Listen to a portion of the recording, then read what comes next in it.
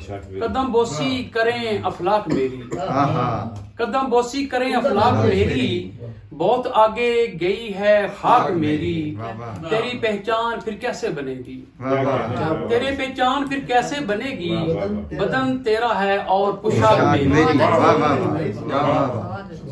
एक उर्दू नज़्म है रियाजत।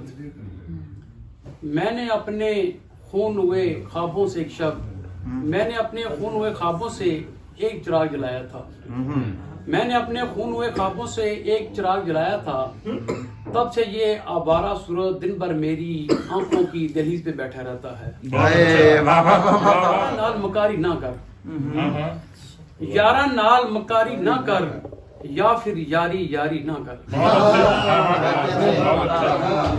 यारा नाल मकारी ना कर, या फिर यारी यारी ना कर, गल सुन संगिया चंगा रह से तीला तीला बारी ना कर।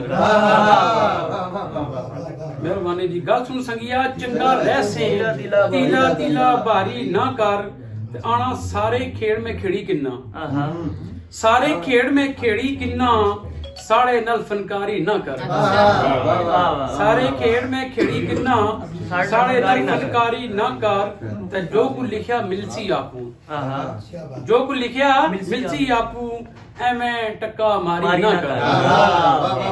मेहरबानी जी।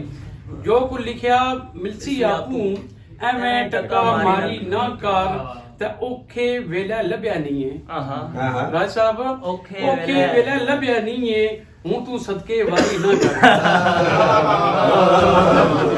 याती साड़ी फुल्ला अर, याती साड़ी फुल्ला अर, एवें मारा मारी ना कर, ते एक दिहाड़े भुली जासी, एक दिहाड़े भुली जासी, ऐसन दुनियादारी ना कर।